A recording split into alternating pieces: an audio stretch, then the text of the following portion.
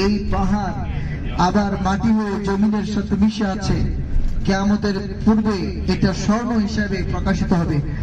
আমি বরাবরই সামনের দিকে যাচ্ছি। এই পাহাড়টার দৈর্ঘ্য হচ্ছে 9 কিলোমিটার, প্রস্থ হচ্ছে 2.5 কিলোমিটার।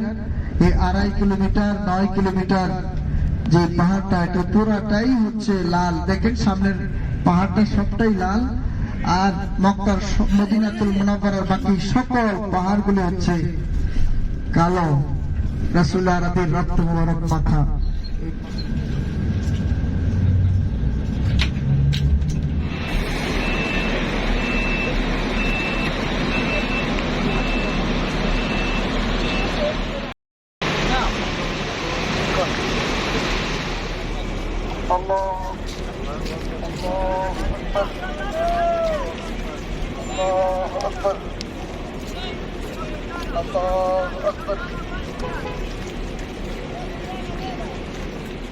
একটা দিচ্ছি আমি এখানে, যে ঘরের কোনা বরাবর একটা নিচে একটা পাহাড় আছে ছোট্ট,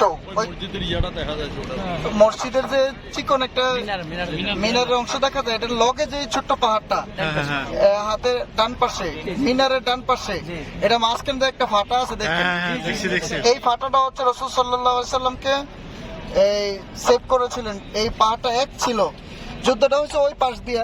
ওই খালি জায়গাটা এখন যে বাড়িগাড়ি হয়েছে, এর পেছনে আরো অনেক বড় একটা মাঠের মতো জায়গা আছে এখনো। ওই জায়গাটার মধ্যে যুদ্ধটা হয়েছে।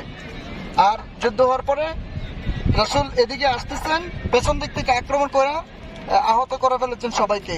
এই পাহাড়ের সামনে পেছনে আসার জায়গা নাই, তখন পাহাড়টা অটোমেটিক একটা রাস্তা করে দিয়েছে, দুই ফাঁক হইয়া রাস্তা করেছে। এই রাস্তাটা হচ্ছে এটাতে একজন মানুষ আসা যাওয়া করা যায় এরকম।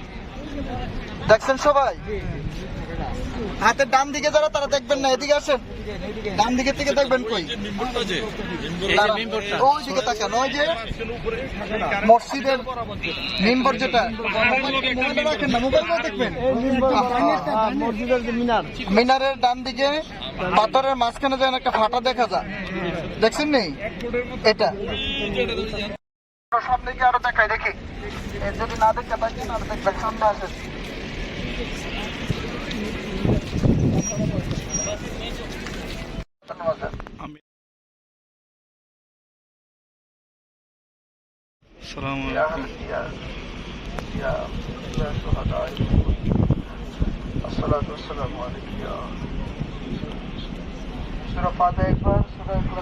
কয়েকবার দুরূদ শরীফ পড়ে।